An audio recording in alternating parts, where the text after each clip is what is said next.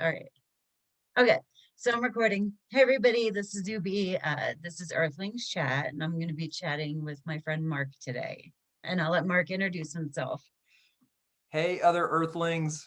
I'm Mark, otherwise known as my spiritual name, Dace. But yeah, I'm here to chat about spirituality. Nice. Excited about today. Yeah. Is it so? Is Dace your spiritual name? That's like a DJ name. Yeah, I know it is, isn't it? Yeah, it's one name only, right? Yeah, when you hit that certain place within your spiritual realm, you are known by one name and one name only. Next I'll shave my head, you know. Where's your purple robe? Yeah, and I actually pulled this out of the closet wearing my purple cloak. Oh my God. Oh Yeah, my God. You have it like all together.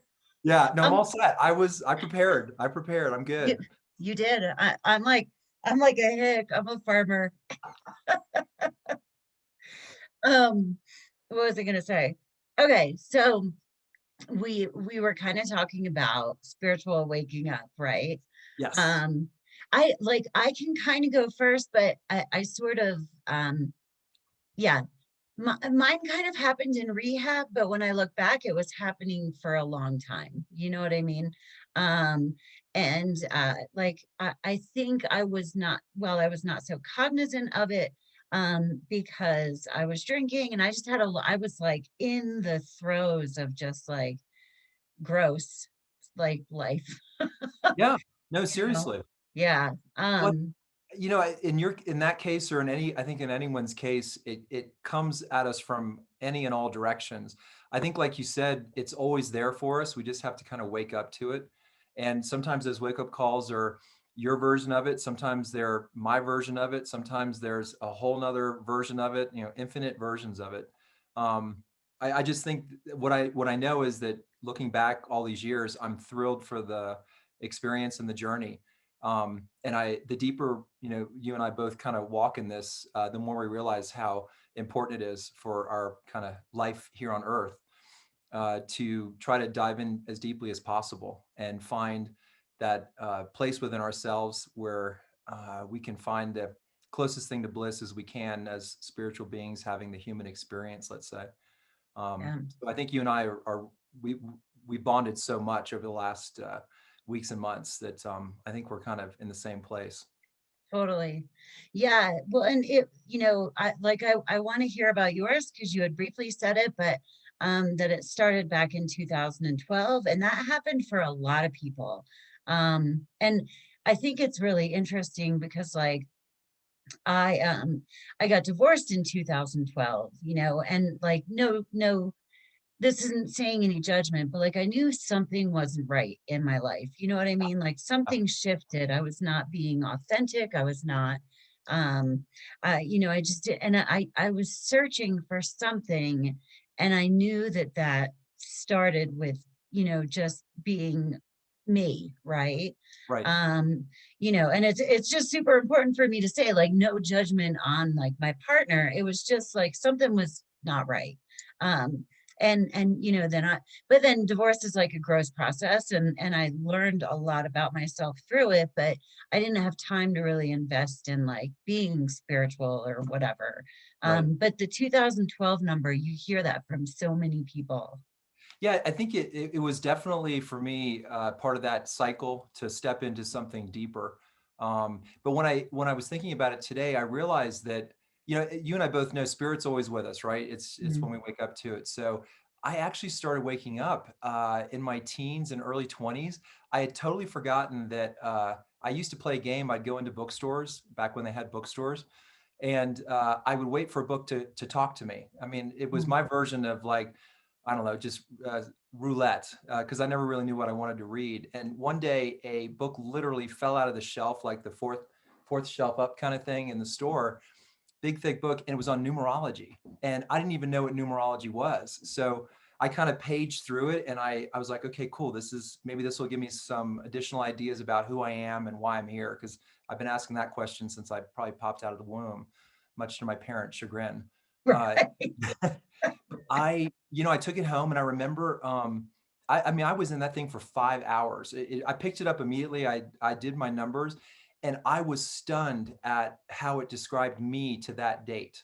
I mean, the struggles I'd already been through, especially on the emotional side, kind of the why I was wired the way I was wired. And then the other piece that I loved is it kind of gave me an idea of where I might look for fulfillment, you know, whether it was career or personal or relationship.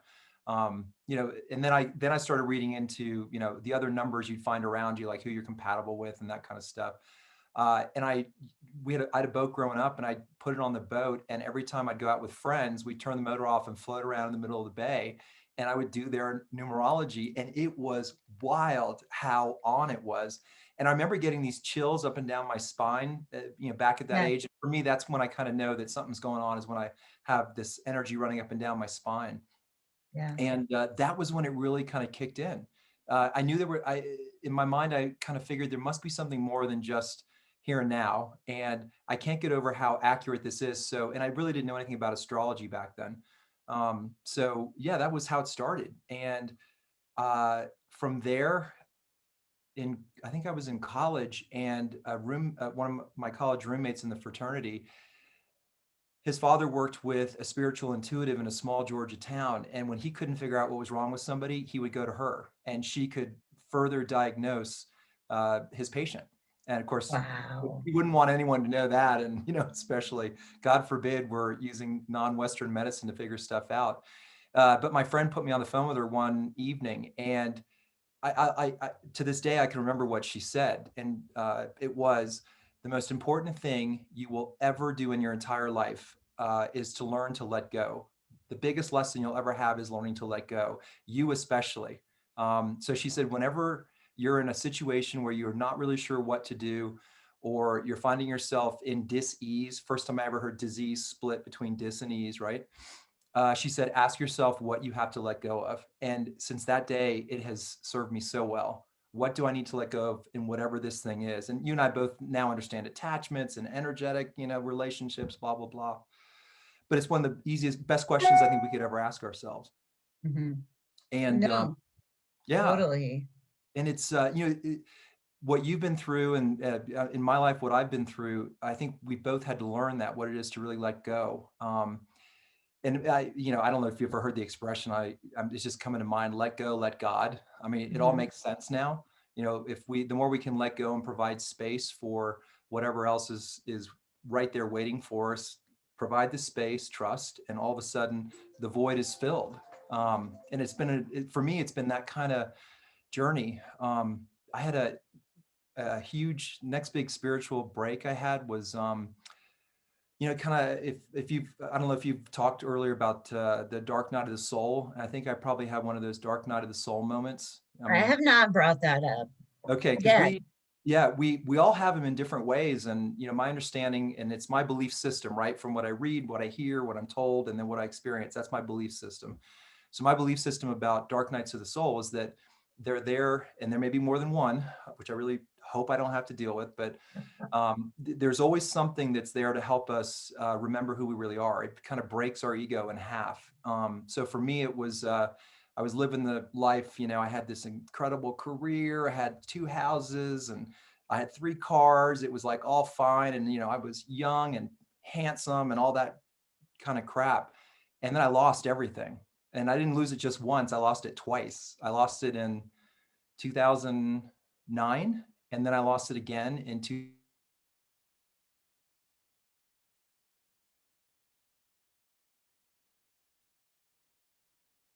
Sugar.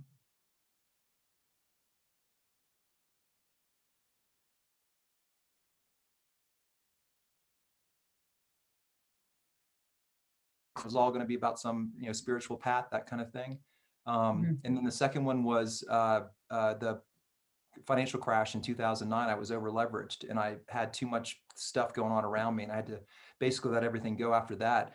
And again, let go. After the fire, it took me a few months, probably about a year, to truly let go of the attachments that I'd had. And all of a sudden I felt free. And then guess what? I stepped right back into creating more attachments. And, you know, that wheel kept spinning. And at the time I was still in that professional career, and made myself sick because I hated it. And anyway, in 2009, when the financial crisis hit, I lost my career, lost my possessions, and found myself in a truck with 2 cats, you know, with my pride still there for, I lived in the truck for 3 nights. I drove back to my hometown and was too proud to tell anybody what was going on. And no one knew it. No one knew anything.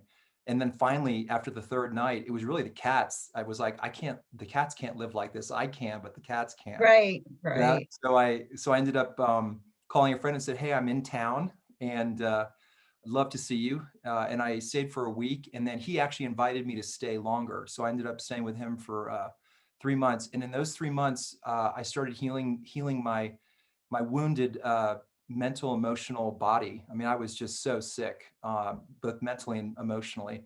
A lot of release going on. And I remember the next big hit I had in 2010 was at Christmas, and I had a weird kind of waking dream. And when I say that, I wasn't really meditating at that point, but I was kind of coming out of a nap, let's say, and I saw myself sitting on a balcony talking with somebody, and he was in a wheelchair. And that's all I remember. It was done after that. And I was like, that was weird. And that at a Christmas party, I ran into another friend, and I had this idea that I wanted to work with a nonprofit. And I told him I really want to work with a nonprofit now that I'm back home and I want to get out of my current career and try something different. And he said, "Cool, that's a great idea." And literally 9 days later, he called me for my resume, and I gave it to a nonprofit that was right down the street from where I was staying, and had a meeting with the founder, who, by the way, was in a wheelchair, sitting on a balcony overlooking where I grew up on the water. And during the middle of our interview, because he was interviewing, I think, 3 people, and in the middle of the interview, I said, "Harry, I got to tell you something. I don't know why I'm saying this, and I would never say this in an interview, but I'm the one you want for this job. I I know what I'm bringing to this job, and it's not just my background, and I may not even really fit the needs you have right now for this job, but I'm bringing my entire self. I'm bringing my whole self, including my relationship to God." Zube, never had those words come out of my mouth. I don't know where they came from. But I worked with the nonprofit for 2 years, and Harry told me that he never forgot that day when we sat up there. And it was 3 weeks after I'd had the dream, you know, had the resume sent in, and within 3 weeks I was working at the nonprofit. And that's when I started to learn that if we really get in touch with what we want, and get out of our own way with our self-limiting beliefs, which then lead to self-limiting behaviors and then lead to self-limiting actions, right? We know how those are. Stuff opens up for us if it's in alignment with our higher purpose. I can't tell you what my higher purpose is, but I know it has to do with being in service. And so that was where I really started to learn what it was to be in service to others. And it was such a magical experience. You and I, you know, we both kind of are aware of energy around us. And when I tell you there was a vortex in this place, and there still is, because everyone that came there had an open heart. And that's the first time I really started to understand what living from the heart was. I hadn't studied it yet, but I lived from my heart 15 hours a day. I mean, I put my all into that job, and everyone that came in to volunteer did the same thing. And it was for kids with special needs and then spinal cord injuries patients. And we use the water Wow. as a healing methodology, a healing modality, sailing and being able to get in the water with all kinds of equipment that would keep you buoyant. It's a fantastic program. Oh my God, that's And then amazing. that's when I moved. That was like those experiences were the first few where, you know, the ego had to break. I look back with a lot of thankfulness and gratitude. At the time, it didn't seem that way. But the fact that I got that job 3 weeks after it just occurred to me in this weird nap was another sign that I was on some path. I knew it. And then 2 years later, I realized that I was kind of done with that. And I moved up to New York I'd started a nonprofit with a friend, moved to New York. Nonprofit didn't work out. And I ended up starting to edit books I went to a writing workshop and started editing books. And at that workshop, it was totally filled, the seats, except the seat next to me. And I was like, you know how your ego goes, "Oh my God, you know, why doesn't Yeah, anyone want to sit next to me? There are people standing in the back and no one wants to sit next to me." I swear to God, it yeah, was like a right. lunchroom in high school. And 5 minutes in, this girl came and sat down next to me. And the short story is, we're still close friends. I mean, this is years ago. And we connected so deeply because we were both open spiritually to what was going on around us. And that's when we were both kind of learning about energy and the way it works. And Um, she was amazing. She still is. She's an incredible yoga teacher out in California now. And then while I was in New York, that's when I had the biggest hit I'd had to date, which was I learned to meditate from this author that I was editing his book about. It was kind of, based on The Secret.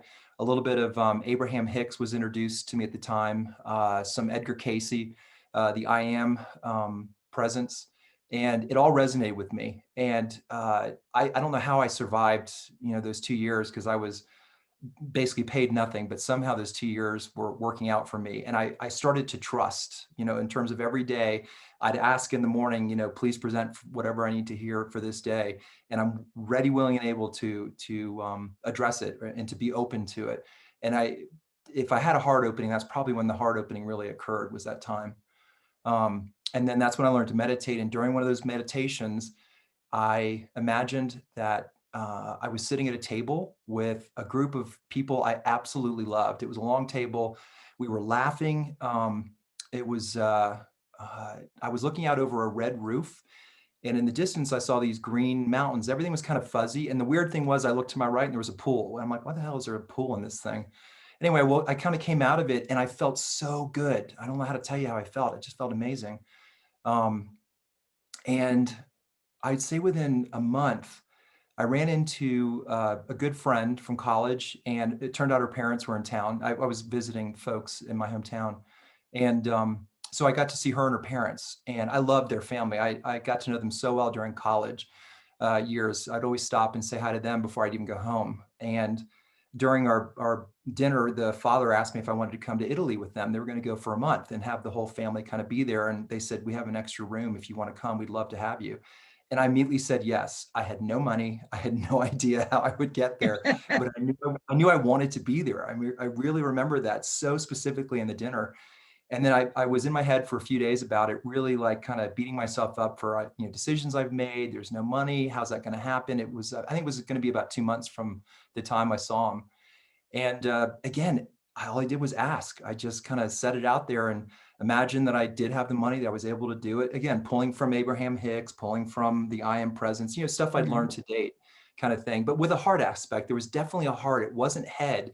It was like, I love them so much. I really wanted to be with them. And also love Italy. It has my heart. It always has. So randomly, a friend calls me and she says, hey, would you mind selling my house for me? I can't come back into town to do it. And I said, yes. Within 3 weeks, the house was under contract, and it was a great price. And I'd gotten something called non-refundable earnest money, which means the seller could not back out. And it was 10% of the price. So I let my friend know. She was all excited. And I had told her at some point I wanted to go to Italy, and I wasn't really sure how I was going to get there, but I knew I would. And the closing was not going to occur until after I was supposed to be in Italy. So one night I went to bed and I remember thinking, God, I wish I could ask her for money up front, but I just can't do that. I can't. I mean, that's just not how it works. I'm professional, we're friends. I'm not going to ask her to pay me up front, kind of thing. And the next morning she called me and she said, the weirdest thing happened last night. I realized that, you had this non-refundable earnest money contract for me. So that money's already mine. It's already been, put into the estate account. So why don't I just go ahead and pay you today? Just pay you the commission I told you I'd pay you. And I started crying because it hit my heart so deeply that I was worthy of receiving, which I think is another thing that you and I have been through in terms of our spiritual growth, Yeah. is the ability to receive. And so I used that money to book a ticket, went out to visit these folks, the family. And the first night I was there, we went up behind the house. It was kind of on a hillside. Went up behind the house and sat down. There was the table. There were the people. We were looking out over the red roof because the land was higher than the house, and there were the hills in the background. And I'll be darned if there wasn't a freaking pool right next to where we were. It was everything I'd seen. And that was probably the first true kind of vision that I ever had. And I've had a bunch since then, and everything kind of plays out as we know. But I remember sitting in that moment, and I have tears in my eyes because it was so real. I was so present, and I was so grateful. So ever since that moment, I think gratitude has been a huge part of my life. Even on the worst days, I try to find some way to have gratitude about whatever it is I'm doing. Usually I try to pull from a memory, maybe, where I'm grateful. And, instead of wanting to, blow up the person in front of me because they're driving too slow in the, Right. or whatever. And that's when I really realized that, I mean, as a kid growing up, I always wanted a trust fund. So I wasn't, my parents couldn't tell me what to do. I always said, I want a trust fund from, Aunt so-and-so. And I Mm. realized that I had been living with a trust fund, and that was in that I trusted what was going to happen. I trusted that I was protected. And again, I got a lot of that from Abraham Hicks and a few of the other folks. I think I'd started listening to a channeled spirit named Bashar at that point. Oh yeah. Yeah. So, that was all kind of feeding my truth at the time, the truth in the moment. Yeah. And so and in fact, I ended up staying in Italy for 90 days. After that 1 month, they decided to stay longer. And not only did I get to pay my way there, but I needed to work. I do legal work. So the father asked me if I would help mediate some family negotiations. There are 4 kids, and each kid was coming for 2 weeks. So he extended the stay at the house for another 60 days. So he said, if you'll stay here for another couple months, I'll pay your way back and forth. I'll reimburse you. I will pay you while you're here for your time. And then Oh my God. when we get back to the States, I will pay you until this mediation is completed. Will you do that for us? You're the one person that knows us. We all trust you. We all know you, and you can help us with your background. And again, I said yes, and I burst into tears when I went downstairs in the house. I couldn't believe it, because I was coming from, no money in New York, skipping meals to go see a Broadway or off Broadway play because it was just Yeah, so important, But because I had, there's the important things. well, we do have important things in our life, but those 2 years there and living with nothing, it taught me that I had everything, because I had great friends. I didn't have the best food. I was living in a shithole of an apartment, but I knew that I was living life every day and every moment. And it was so clear to me what I was doing at the time. I just didn't know where I was going or what I was going to do, but I knew in every moment to really kind of focus on it and understand that this is where I was right now. I don't need to be anywhere else. Everything I used to be able to define myself with was already gone for several years. So why not try this? And so that Italy trip in I think it was summer of 2013, was the first time I ever fully lived not only the vision, but all the way through to the end of it. And here my coffers were filled up for 6 months after that. I was able to help this incredible family that I absolutely love, and in ways using my gifts. And that's when I really learned that we could use our gifts in great ways and get paid for it. Before then I was just good at what I did. It wasn't really a gift. I just did it and I got paid. But this was when I first had that spiritual, what do you call spiritual money, or prana? It was like prana. It was like real prana coming in. Right. That, Uh, see, you did the same thing like when I moved to Texas. I didn't know what I was going to do. I didn't know, you know what I mean?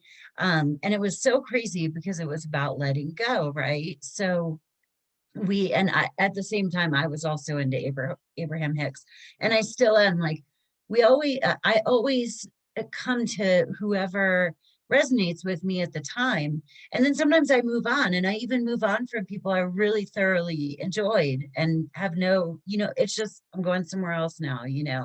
Um, but I I was like really struggling because I had been to rehab. I was in Mississippi. I found out that the kids were moving to Texas and from Colorado. So I was like, well, then I'm just gonna have to move there. Well, at the time I was working at a rehab. And I remember I had a trip planned out to see my kids and I was looking at money and I was like, I don't even know if I have enough money to get there and back. Right. And so that same day I went to see some friends and I hadn't talked to the kids in a while because what happened was when they moved to Texas, I stopped getting phone calls and it was like really hard to get in touch with them. And in our paperwork, I'm supposed to get phone calls, but also I am allowed to have access to them at school. So my thing was like, when I'm in Texas, then I can do school stuff with them and it won't matter as much. But anyway, I went and I cried to my friends. I was like, I haven't talked to the kids. Like, I don't even know what to do. Like, I don't know if I can afford this trip to go see them. And I was driving home. I have chills all over right now. I was driving home and I just started crying and I was like, I give up. I fucking give up. I don't know what you want me to do. Oh my God, I'm getting teary, but I can't I just can't do anything. Like I give it. If I don't, what did I say? I said, if I don't remedy this relationship.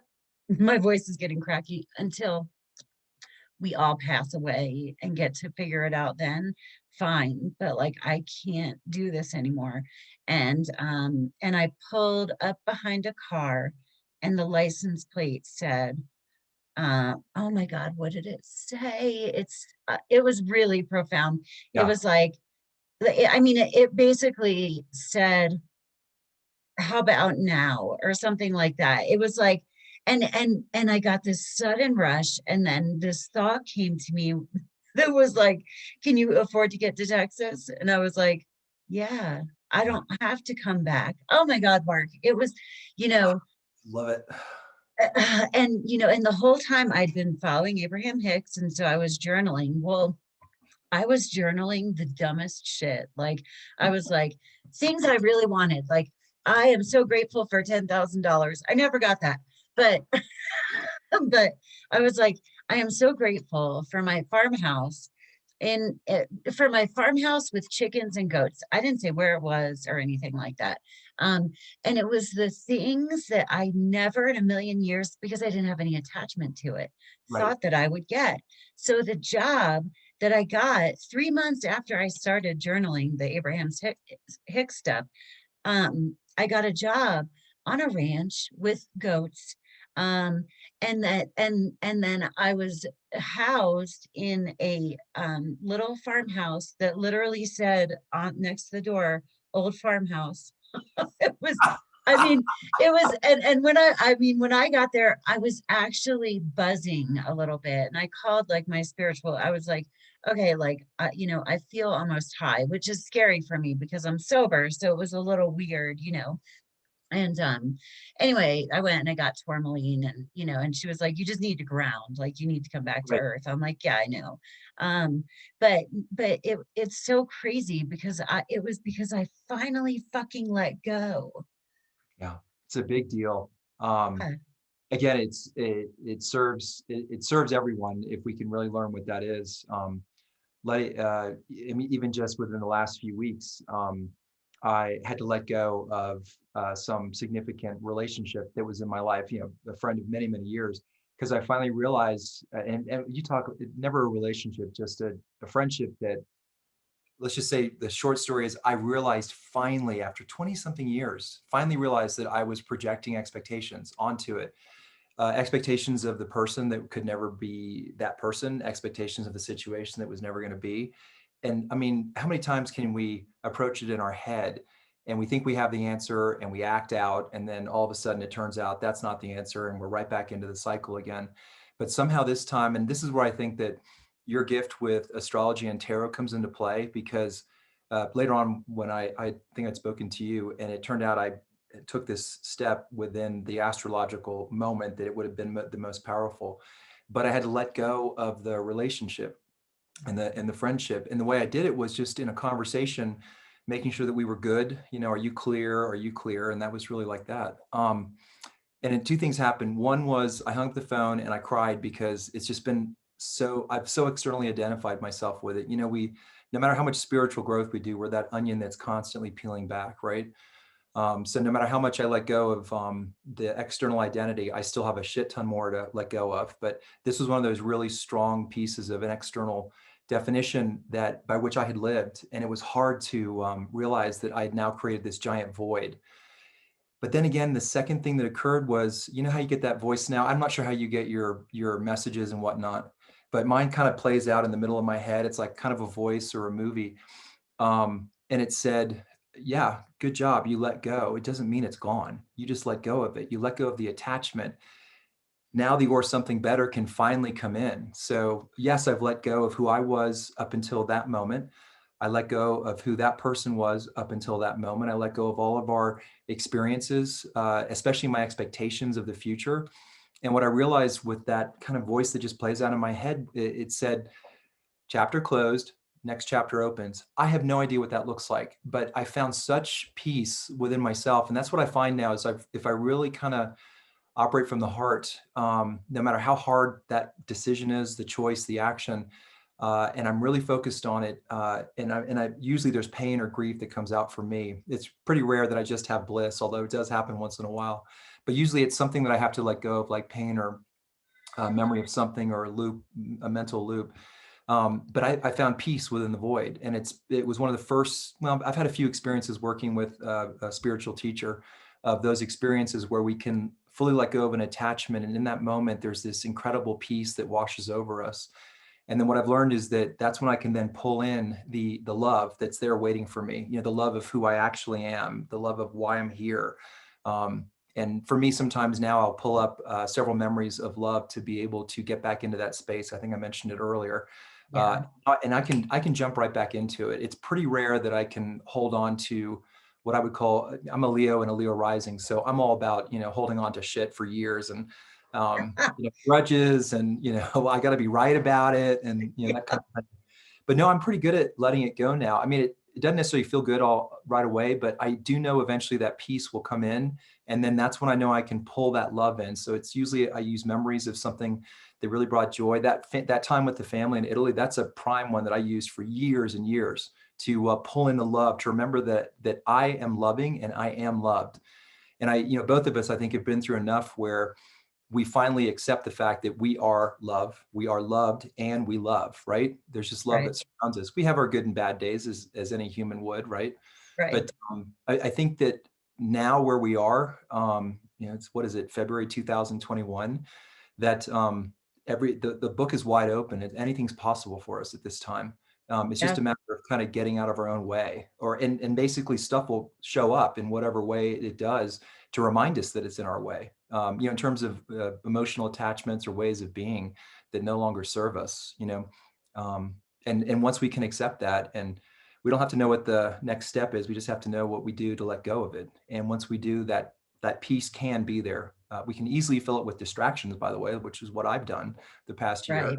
But I think I'm finally at the point where I can allow that space to kind of live for a little bit. So something will come in. I can feel it coming. I don't know what it is. It's something having to do with career. I'm putting it out there right now we can check in with this later on, but it's something about career, me working with another nonprofit. And I sense a co-creative effort with at least one other person. I'm a coach by trade, not executive coach. So I work with executives, and I love working with actually divorcees, Really. typically women. Yeah, I love working with women. Yeah, I always have. I think women like rule the world, to be honest with you, and need to rule the I world. Yeah, you have Venus. Yes. Oh my God, you have Venus with Pluto and Uranus. Holy shit. Yes, yes, Yeah. Yep. whatever Uranus that is like means. changing the world. Check out your mug. Yeah, Shut the fuck up. I love it. I got And my by the way, cat what I mug. love. Oh yeah, there you go. Yeah. By the way, as an aside, one thing that and again, maybe you let me know, because I don't know. This is when, again, I have my own belief system, so I kind of come from that.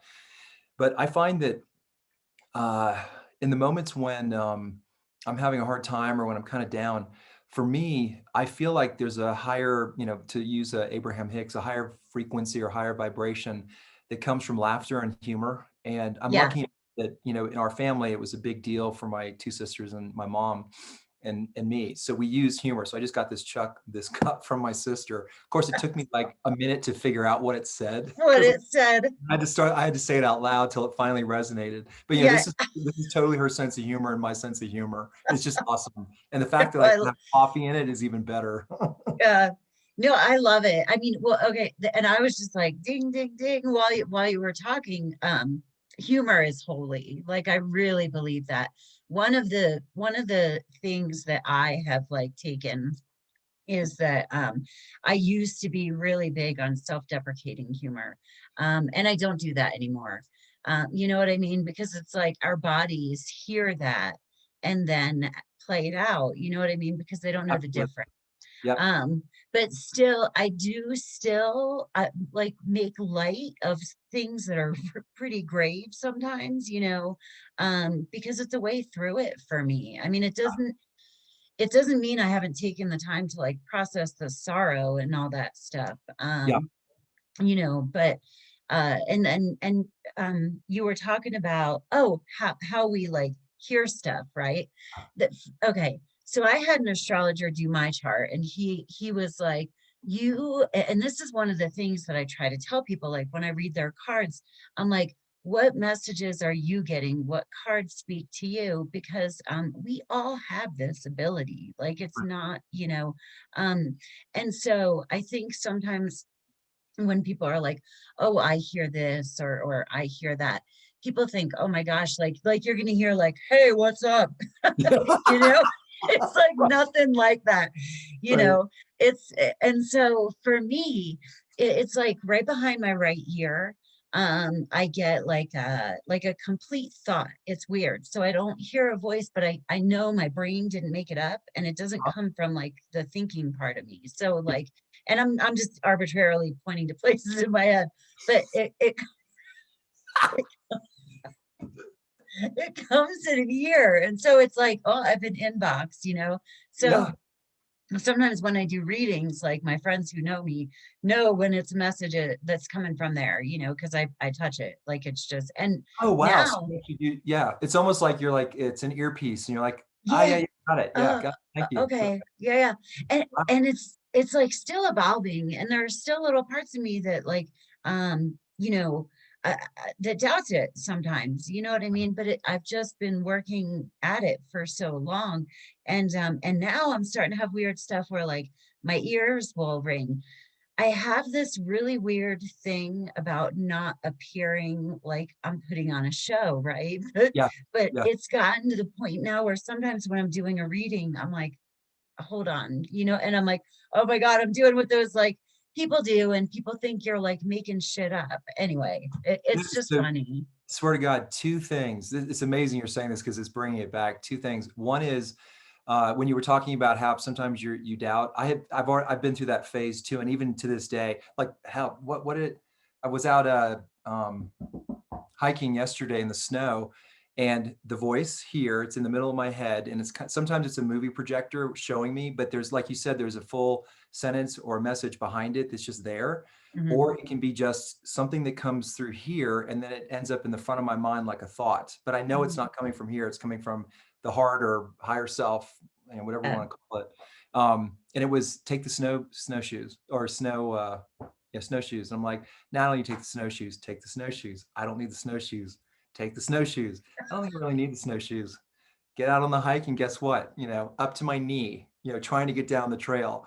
And I just sit there and I have to laugh to myself. Okay, so thank you, Spirit. I appreciate the message. Didn't get it quite the way I was supposed to hear it, but I fought it, but I've learned my lesson. Thank you. So I get to go on that hiking trail tomorrow with my snowshoes. So the other thing I wanted to share with you is about this thing about evidence. I call it evidence or acknowledgements. So you mentioned the license plate. That's what started to happen for me probably after 2012 is there'd be a message on a license plate. The numbers came back in very shortly thereafter, probably 2013, 14, repetitive, like the 444, the 555. I've always had issues with sleep. So I'd wake up like I've been waking up at the exact same time for a week now, 5:15. I don't know what mhm. 5:15 is about. No idea. I ask for guidance. I don't get a damn thing. That's okay. I know it'll come. So for me, that part of that aspect of walking in trust with this kind of trust fund that I have is that I always, if I'm feeling kind of disconnected, I always say, in your own time, but I'd love a little bit of evidence. And some people, some of my fully intellectualized, totally mental friends will say, well, of course you're going to see that because you're telling yourself you need to see it. So as soon as you can see it, you'll find it, and there it is. It's like saying I want to see I want to see a red car. You're going to see a red car because you're focused on seeing a red car. Right. I try to show people. Confirmation bias, isn't that Yeah, what they're that's at, yeah, called? yeah, Yeah, yeah. exactly. But what I've noticed is I don't ask for, how do I say it? I don't ask for anything specific. I just kind of notice it when it's there. And for me, it's always been the numbers or a license plate, or what's happened recently too is it'll be something somebody says and I'll get that tingling. For me, it's like a tingling in the back of the neck and then that chill up and down the spine. And I realize that's a message for me. Much the way, like when I've worked with you, you and I are not doing tarot or doing astrology. It's just something you say. And I realize, my God, that's a message. That's exactly what it is. Whether it's for you, both of us, is not for me to know it, but I know it's for me. Yeah. Um, yeah. And so the evidence is a big deal, I think. And once we kind of open up to it, it's all around us. It's just a matter of kind of opening our hearts to it. And Uh, it becomes our truth. So, Abraham Hicks at one point was my truth. Mm. The I am presence was fully my truth. Edgar Casey at the time. Hell, the secret was my truth. Numerology was my truth. I think our truths just kind of evolve in time as we kind of peel the layers back to understand. So my truth now is right now I'm listening to a series of Archangel Michael, translations on YouTube, books 1 through 7, something like that. And that resonates with me deeply. So I would always encourage, all of us to go with what resonates, as you said earlier. It'll resonate while it needs to, and then we can kind of set it aside, because a new truth will open up to us. And I would never discount the fact that, Abraham Hicks was a truth I had years ago, because it's still the same truth. It's just that I'm more focused now on different modalities to kind of get the message to me, or to kind of learn. But, we're all at a different place of waking up. You and I always say I was forced to wake up. I was dragged kicking and screaming, Oh, to me break too. my ego, right? Yeah. So I'm still, once in a while, I'm still pretty lazy. I mean, I love couches. I love being a potato on the couch. And Spirit will have me get up and do something because I'm forced to do it. But Right. I think that we all have a truth at all times. And I would never discount any modality that someone's using to find their truth. I started out with numerology, then I moved into intuitives. I still work with intuitives all the time. They happen to be a lot of my friends. So I get messages all the time. And what that's done is it's allowed me to further kind of trust myself when stuff happens. And I think back in 2015 and 16 is when it was 2015. Um, I woke up in the middle of the night, and a good friend's parent was in the middle of my head. It's like he was in the room talking to me, and I opened my eyes and I'm in a dark room and I can still hear him talking to me. It was the first time I ever heard someone speaking, and he had died the night before. But he had all these messages for me to give to his kids, the 2 kids that I'm closest with. And of course, I didn't at the time. I was like, "That's the dumbest thing I've ever thought of." I was in Italy at the time, and they live in the U.S. But I thought, okay, that's not really real. That's not real. But I did write it down, Mm. and then it happened again a few nights later, and then it happened during the day on a walk. And then when I would say probably 2 or 3 weeks into the fact, I didn't know that the parent had passed. I was talking to a friend on the phone, and she said, "By the way, do you know so and so's father passed?" And I'm like, "Oh my God." And I had felt really close to him in his lifetime. I mean, he was kind of like a dad to me. And that's when I realized, holy shit, I actually can hear people. I don't see Yeah. dead people, but I can hear them. And that's when that kind of picked up. And it was so far to date, it's really only with folks that I'm close to who have passed, some relative or something like that. I can't forecast it, but I definitely, if I'm quiet enough, I'll hear something. And then what I do now is I ask someone if they're interested in hearing something. I don't just blather it out the way I used to. I'm trying to, learn the concept of harmlessness or harmfulness. But yeah, that's been the most recent kind of progression. Several times now, also, I will feel into someone's energy sitting next to me, or in a room, and I'll get a message. And what I now know is not to just give them the message. Again, I Right. ask permission, Right. because I've had some insane reactions and always inappropriate moments. But every message I've ever had to date has been welcomed, has resonated deeply with the person. I mean, and you can feel their heart kind of either open up or kind of lurch, because it's so true. And it's something I never would have known in a million years. And what I Mm. asked for is just validation. I said, is what I'm saying, does this sound right to you? And more often than not, it's yes. And even if it's not in the moment, they'll call me later and say, by the way, I just realized what you said. And it's exactly what she would have said or he would have said. So anyway, that's kind of where I am right now. Still wandering down the spiritual path, not really sure where I'm going, but trying to trust along the way to open it up and show me what the next step is. Yeah. Well, and I am like I'm finding I saw someone, I don't know if you've ever heard of Feel Good.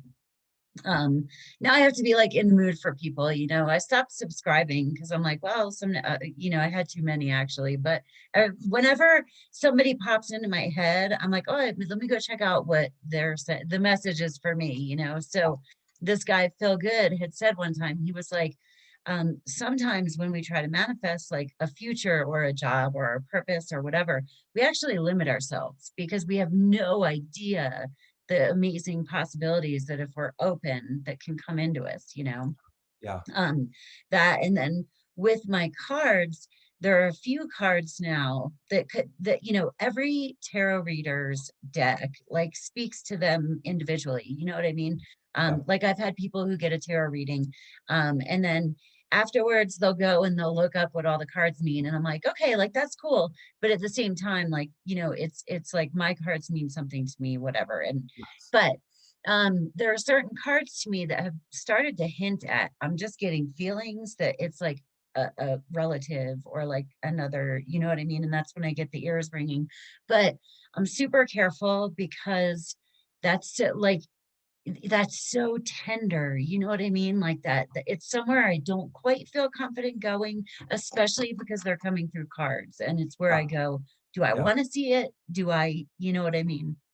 I don't know. So is it possible that the tarot is, and again, I think all of our gifts are starting to open, even if we're just starting with, I don't know, numerology. We're all meant to start really waking up at this point, is my personal belief. So it's possible that tarot is just another way of kind of further opening up your connection, you know, Yeah, across the realm. yeah. So yeah, I would encourage you to continue to, you know, allow that to happen. Whenever you and I are doing a reading, feel free to let anyone you hate Okay. come through. It's no problem for me. So I will. I I count you will. for the evidence and the acknowledgement and the affirmation. Yeah. Yeah, I can, that aspect of it I still consider to be such a blessing and such an honor. I feel very humble kind of thing. And especially when it happens and it really touches somebody, it just feels so good. Kind of reminds me of some of those shows you see on TV. And again, you wonder, is that real or whatever? Like what is it, Long Island Medium? Used to love Oh watching. yeah. I just Yeah. said, like, well, does that mean I'm going to have to do my nails now? You know, kind of thing. Yes, you do. Look at me. I read tarot cards. Yeah, I'm like, but, is this a tax write-off? It's got to be. you know, actually, with a tax background, I could actually look that up because it's part Okay. of you. You have your own business going on. So we'll talk offline about that. Because yes, I would say yes. Okay. Your Zoom That's subscription funny. could be also. I mean, Yeah. it because I do the videos and stuff and Yeah, whatever. use it for business. Absolutely. Yeah. But yeah, Um, you just have to kind of keep trusting and keep staying open to what's possible. And God knows yeah. with your readings and the astrology, you're incredible. You've opened up so many possibilities for me, and I'm so grateful for that.